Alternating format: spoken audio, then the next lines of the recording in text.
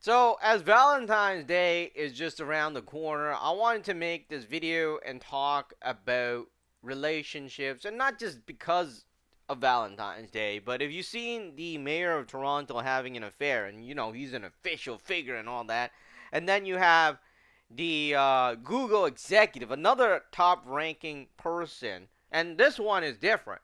This one is a woman trying to have an affair, and you got to be thinking, what are relationships today? Because historically, I don't know when it started, right? But let's say historically, um, it's generally one man and one woman, right? That's just how it is for the rest of your life. If you watch most of the old movies, it's like that, right? I mean, that's how it is. It's not like, hey, today I can have Sarah, tomorrow I'm gonna have Christian, or I don't know the name, all right? So, or Chloe. So, anyways, generally speaking, back in those days, when you say "I love you," right? Generally, it heads into marriage. It's like Captain America, right? If you think about it, it's like Captain America. That's why when Captain America went to modern times, it's a totally different story. He's like, I'm trying to figure this thing out. I mean, supposedly you're supposed to have one woman you love for the rest of your life, and then you get married and have kids, and you're supposed to be doing all this stuff, right? And then Captain America's like, man, I don't really understand this. And you know what? In the end, he just went back because that didn't fit him, right? So, you know, let's just call that Captain America time. And I'm just going to go back even further, right? Before Captain America, I don't even know where there was. Let's say King Arthur's time. That's it. That's the easiest one for me to make an example of. So let's say like King Arthur time when uh, guns weren't invented, right? And vibranium wasn't invented. All right. So King Arthur's time, you see when they were using swords back then, it was like crazy wars and horses and things like that. And usually, generally speaking, the higher powered people would have more than one wife, right? I don't even know what you'd call that, right? But basically, they're not uh, committing to one man and one woman situation. I don't know the exact timeline. I'm just kind of throwing these arrows out there. And then we got smarter, right? From that timeline. That's why war. There's less war. I mean, there's still war, but there's less war. And of course, technology was better. So we got smarter, and then we went into the Captain America's time, where you have one woman, one wife, and of course, we're using guns and planes and stuff like that to fight wars. But essentially, when it gets to relationship section, is one man, one woman for the rest of your life. And when you say "I love you," right? It's like it's a very truthful. Actually, I don't even know if I should say truthful, but it's a very genuine commitment, right? When you say that, and when you do and have to prove that, you'd actually spend your life doing it, right? That's just how it is. Now, in today's society, it's totally completely overrated. I mean, you could be saying "I love you" to this person, and that only exactly means nothing. I mean, "I love you" basically means, in today's world, basically means, you know, "I love you." Like it's almost like, "How you doing?" I mean, I made a video before about how when you're in the office and people ask you, "Hey, how you doing?" Or when you do say "how you doing?" or "Hello, how you doing?" Right? Basically, that's just a gesture. It's just to like make conversation or something, right? That's generally what it is. And I had to learn that the hard way. And here's that thing. I mean, I was a very sad person back then, right? Because of my family, and people would ask you, "Hey, how you doing?" I'd be like, "Oh, and then being sad and everything, you want to talk about it, right? And people don't want to listen. They don't really care. They're just like, "I just asked you how you're doing, just to like, to make conversation. It doesn't really mean you need to tell me your life and how sad you are or anything. You're basically, when you say how you doing, and I had to learn this the hard way again. I had to actually teach myself to say, right? So if somebody asks you how you doing, you say good. How you doing? That's even if you're not doing good, you say good. How you doing? And then they'll be like good, and then That's it. That is the common office conversation. And that's basically what I love you means today, right? It doesn't mean, hey, I'm going to commit myself to do this for the rest of my life. Uh, Anything, right? It's basically like, it's a gesture. It's just like, just to say something. It is unfortunate it has gone to that point because if you ask how many people they said I love you to, I'm pretty sure a lot. And in today's world, it doesn't mean that much. And it's completely overrated. I mean, if you're Captain America and if you say that, then obviously um it meant something, right? I mean, Captain America would do whatever it takes for the person he loved, right? And he wouldn't love anybody else. That's why he went back in time. And I know it's a story, but these stories are basically based off of ideology, right? So, what I'm saying is the ideology after the 1990s for relationships is just like that.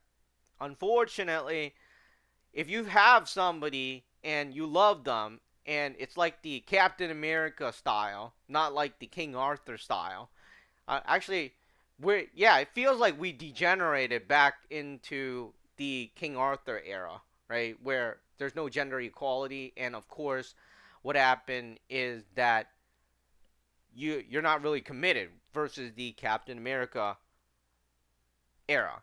Now, like I was saying, right? Not everybody is like this though, because if you find two people that believe in the same Captain America ideology, then obviously you have your own little world. But you see, Captain America, you see, the difference is the Captain America never did anything that is tremendously wrong in his life. And I want to talk about this because a lot of people think this. Their life is like a chapter, right?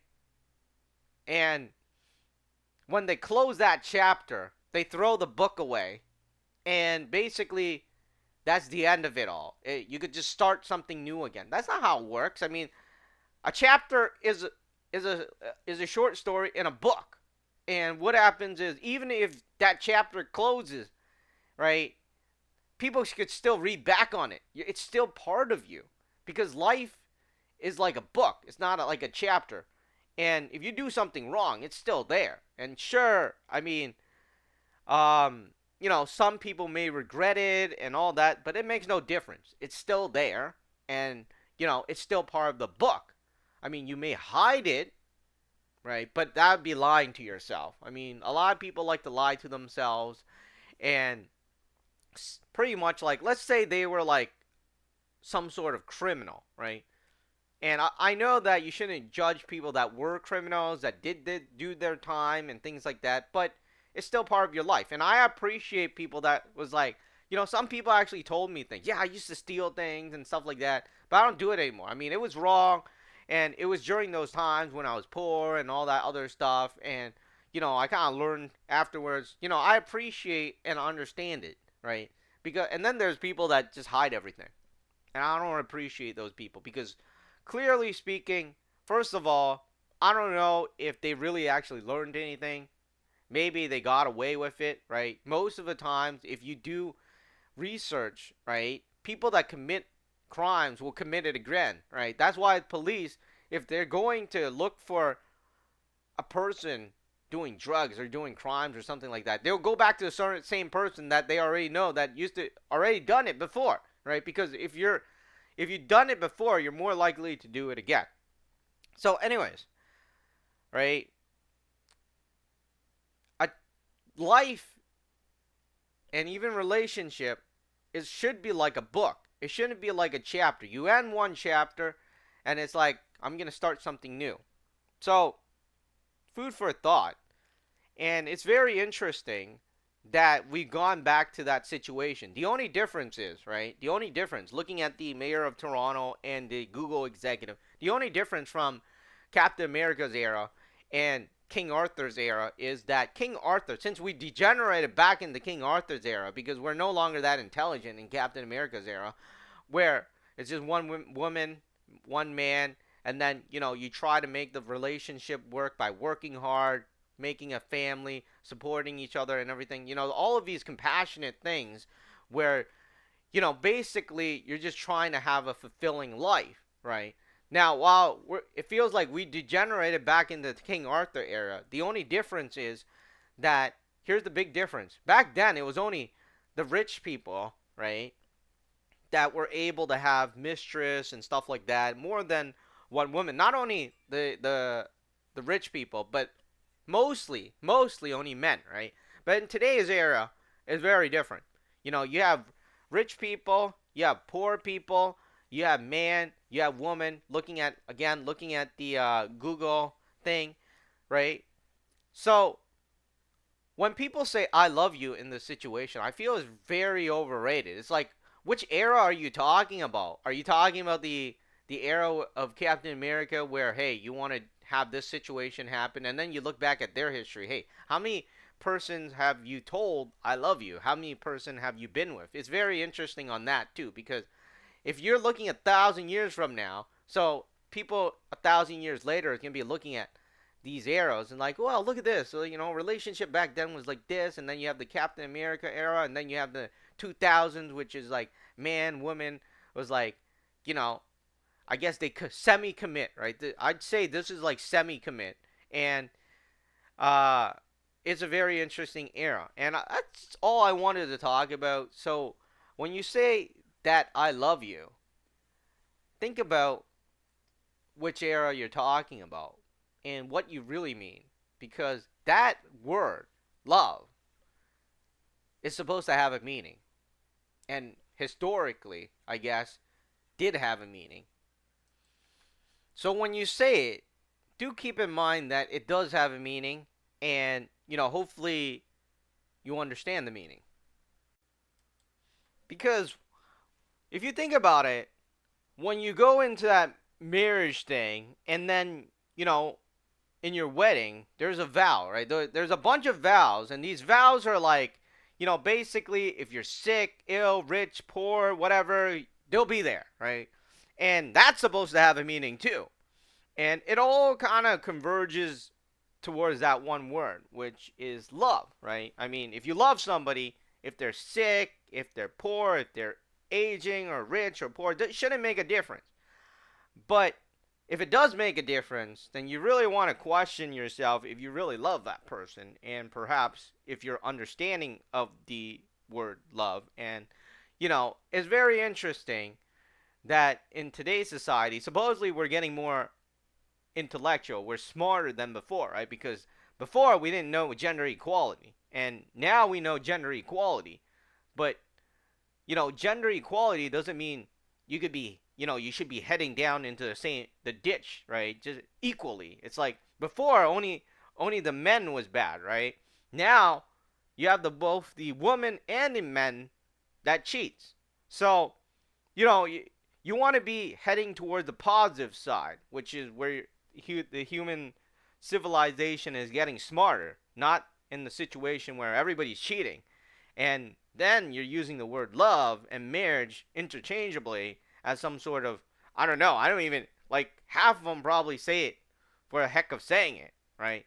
So, anyways, hopefully people would start putting meaning into this again after what happened with the mayor of Toronto and the Google executive, is showing that both the man or the woman can have an affair or want to have an affair. And,